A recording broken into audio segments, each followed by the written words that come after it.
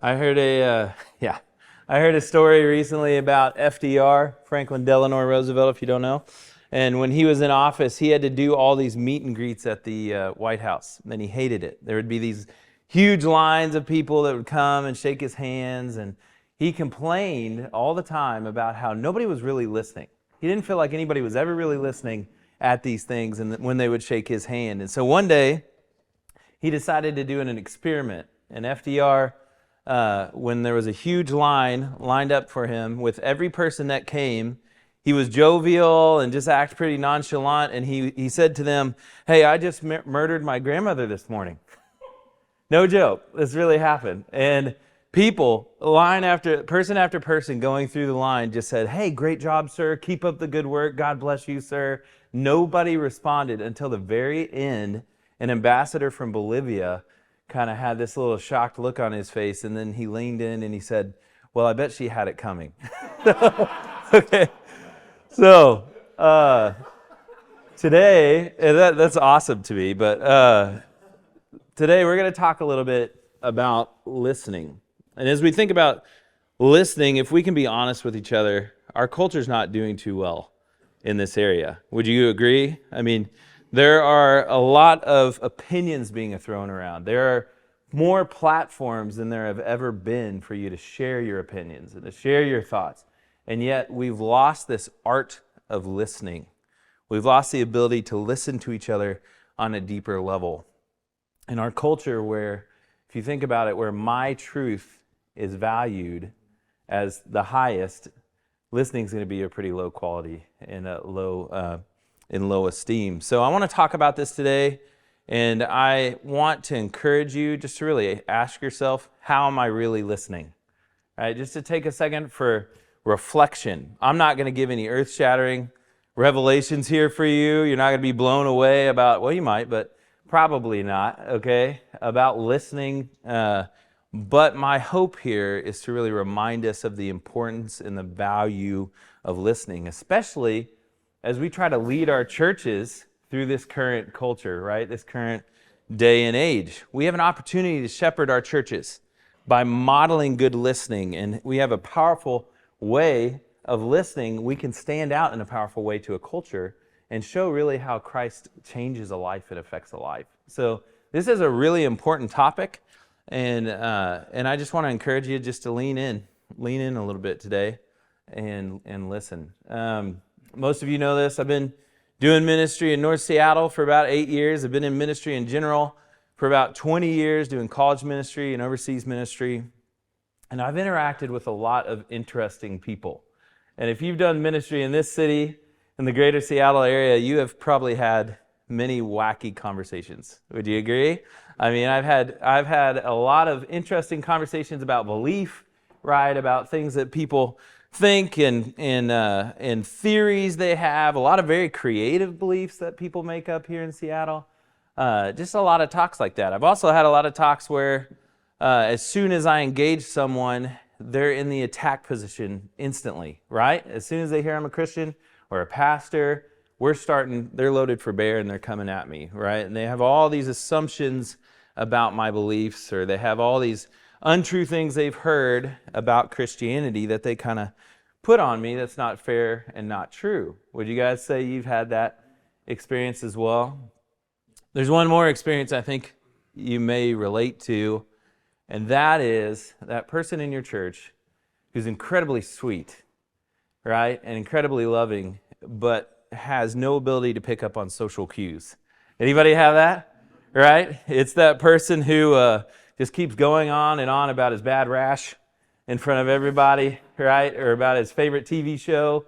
Or, and this happened to me just recently, ask you a question about historic premillennialism right at the end of the service as you're trying to greet all the new guests in your church, right? There's that guy. And listening can be really hard at times. Listening to all these different kinds of conversations, all these different things that are being thrown at us. It can be difficult to be a good listener. And as I was interacting with that guy, his name's Alex, he's awesome. I was having this conversation with him on Sunday, And I felt like it was a big day. It was our fall break. We had our fall kickoff. We had a bunch of new people, and so I'm going around and greeting all these people, and I just kind of told Alex, hey, I'll talk to you, a little later about this topic. And I go and I sit down yesterday to work on this talk, and God kind of stopped me. And he said, Dave, you remember Alex who monopolizes all your time? What if I listen to you the way you listen to him? Yikes. It just convicted the heck out of me. I mean, it just stopped me in my tracks, and I just started thinking about, man, how gracious is God in his interactions with me? How loving, how kind, how patient is God when he listens to us, right? You think about the creator of heaven and earth, the Alpha and Omega, the beginning, the end, all the things we say about God, the one who with one word spoke and everything was created. That is the God who's loving and kind and patient with me individually, right? With each of us. He's given us everything we need to know through his word, and yet he comes back and he answers the same silly questions we ask over and over and over and over again. He's incredibly patient with us. I love in Jeremiah 33:3. Keith, this is the first slide. Keith is jumping into slide changing for me, but here's what he says. He says, call to me and I will answer you, and I will tell you great and hidden things that you have not known.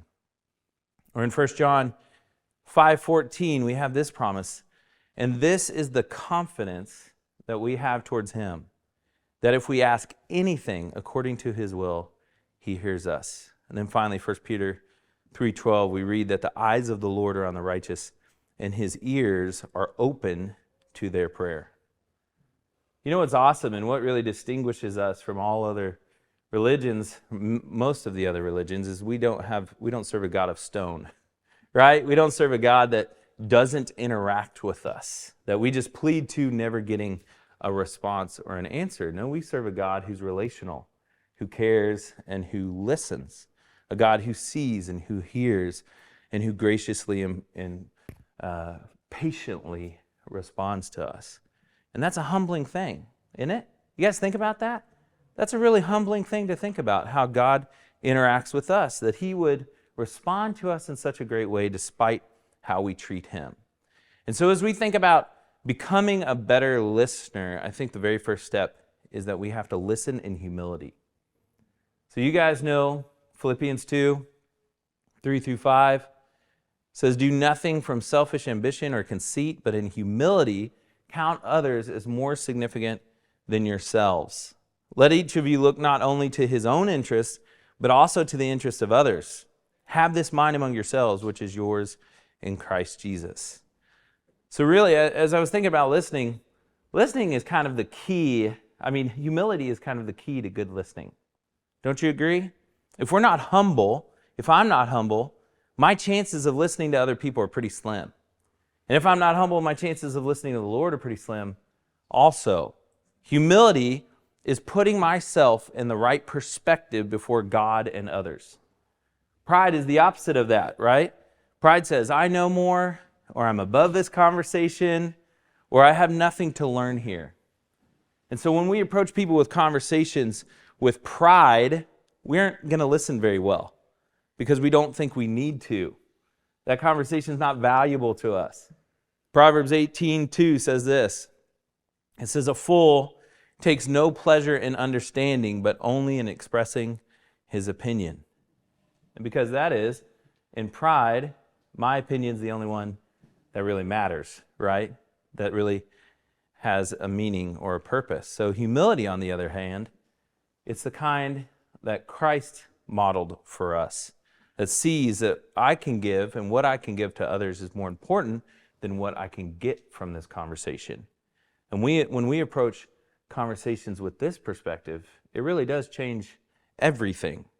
I'm no longer speaking to be heard. I'm no longer trying to get recognition for my knowledge, right? Or even get satisfaction for winning a debate or an argument. I'm listening to see in humility what God might want me to learn from this other person, or see how I can bless and speak truth into this other person's life.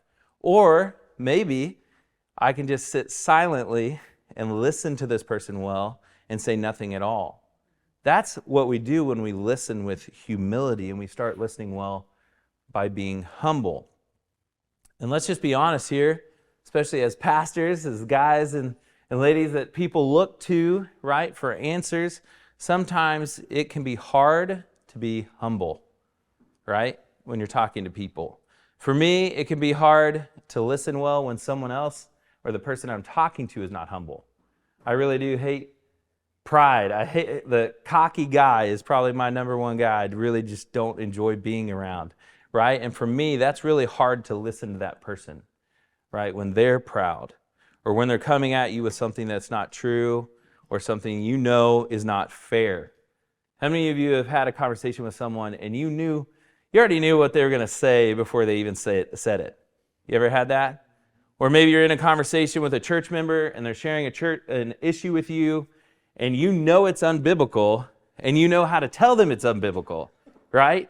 In the middle of that conversation. That is very hard. That's a hard time to listen humbly, right? These are the moments when it's hard to be humble because we so often want to have the last word, or we want to right a wrong, or we want to correct a view of someone that they're not seeing correctly. Well, I'm not saying we don't correct views, right? I'm not saying we don't defend ourselves, but we have to come at it from humility so that we do it in the right way. So I just want to encourage you with this first point, maybe as a takeaway, especially in hard conversations, to take a pause and get before the Lord and just ask Him to help you discern how to best serve and love the person you're talking to. God, let me approach this.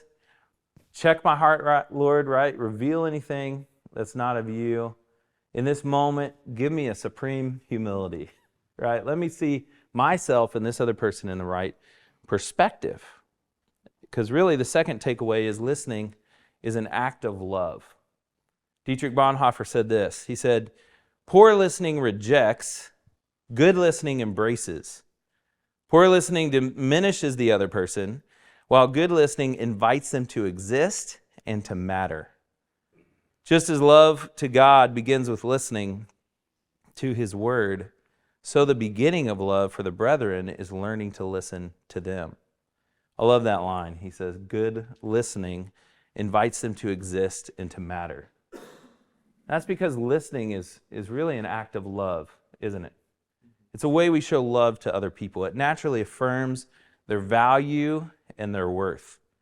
A day ago, on Saturday, this week, I'm sitting there. I usually make pancakes on Saturday mornings.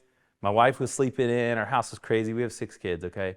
So it's a madhouse. And I'm sitting there, and I get a text from one of my guys that I've discipled for a long time, one of our leaders at Roots, and he says, "Hey, man, what's going on? You over at your house?" And, when you get that question, that means something, right? And so I was like, yeah, I'm over at my house. He said, "Hey, can I pop by if it's not too crazy?" Well, the truth was, it was crazy, okay? It was insane. But I said, "Hey, yeah, come on over. I'll meet you at the porch, and we'll drink some coffee outside where we can have a little time to talk." And so we sat on the porch. It turns out he was turning his wife's car into a discount tire, and he had an hour to burn. So we sat on the porch, and we drank coffee, we were talking, and this guy is a brand new dad. They have the cutest little kid, and we're sitting there and we're talking, and he starts explaining to me in great detail his son's sleep regression, okay? And he told me, like, every single time his son woke up that last week and what they did to combat that and what's working and what's not working. And as I was listening, I realized that now I know how people feel when I talk about this, about my own kids. Okay, so lesson learned there. I'm going to stop talking about my kids' sleep patterns. But I also realized that this is important to Josh, right? And it really means a lot to him. And Josh is important to me. So even though I don't particularly care what hour his son woke up on Tuesday night, okay, that is meaningless to me. I care about him, right? And so I'm going to stay engaged in that conversation out of a love for Josh. My listening, especially with something that was mundane and really doesn't pertain to me and I don't really care about, my listening to that shows love to Josh. And it's really an act of love. It shows the other person that they matter. Now listen, this gets really hard, just real talk, when the person disagrees with us or when the person is a hard person to love. There are some people that are just hard to love. It's easy for me to love Josh. I've invested in this guy for 6 years. We built a really solid discipleship relationship. But what about my homosexual neighbor down the street when he starts telling me about what he and his boyfriend did this last weekend?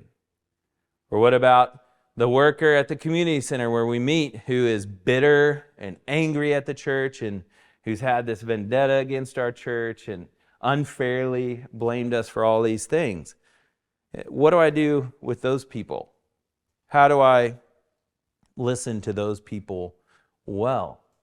Well, that's when I have to dig deep and really ask the Lord to help me see them and see their inherent value as someone who's made in the image of God, right?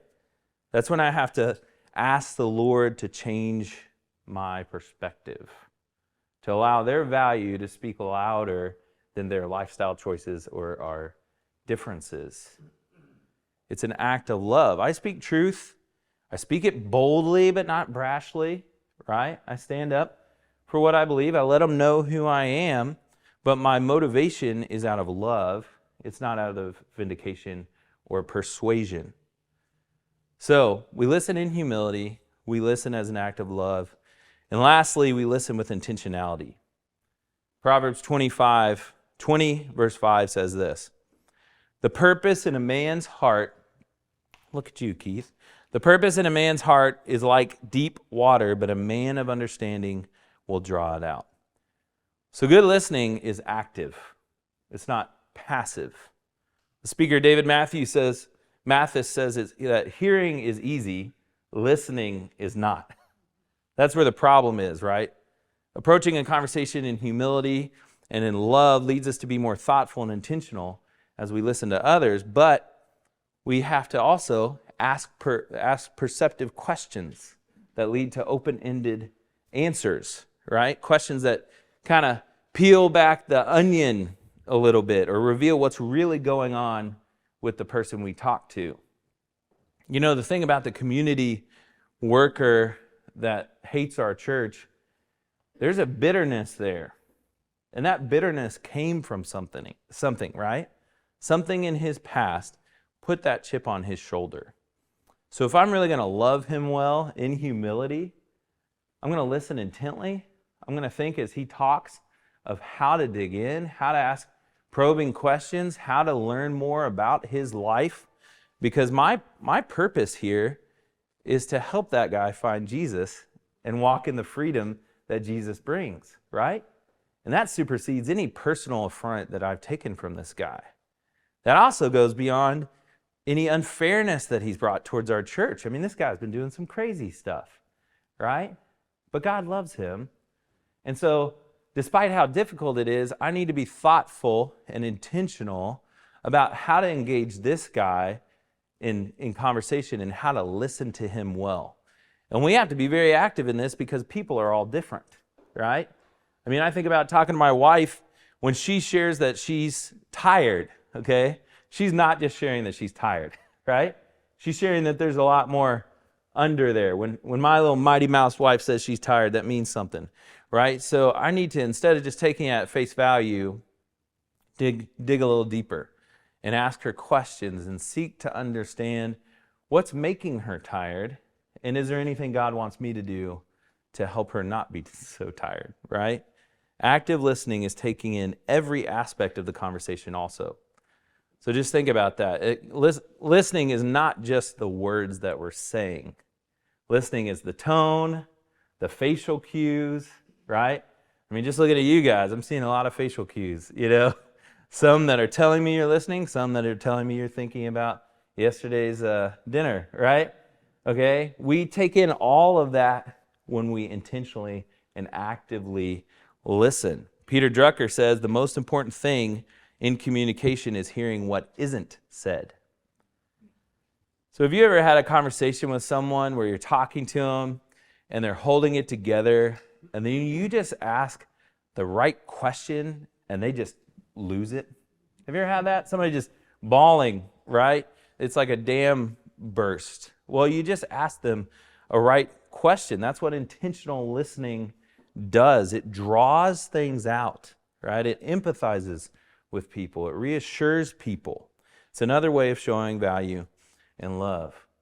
So as we think about leading our churches in this and fostering a community of authenticity and freedom, there's a lot of things we can do as pastors to model this.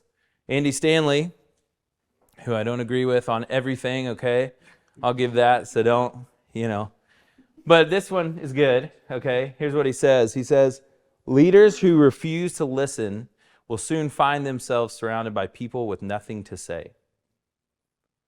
So intentionally and intuitively, listening creates a culture that allows people to open up and allows people to feel heard. So as we think about our churches and how we lead our churches, how are we doing in this? How are we doing in creating a culture of listening? What kind of listening are we modeling for our churches? Is there a culture where everybody feels free to share, or does everybody feel like, you talk, they listen, or they respond to what you say? Or is there this culture of freedom? One of the ways we've tried to model this at Roots is, and I've really had to work on this personally, is resisting the urge to fill in the areas where people miss on their answers. My thing, I'll ask a question, it might be a really good question. Some people give a few things, and then my tendency is just to jump in and give the right thing quickly, right? Because I want the right answer to be out there. But what I've learned to do is hold back, and instead of just filling it in myself, I've tried to learn how to ask better questions and more questions to draw out the right answer from people instead of just filling it in for them. I think it's true, and I think you guys would agree that people latch on to things that they feel like they learned themselves rather than they were just told, right?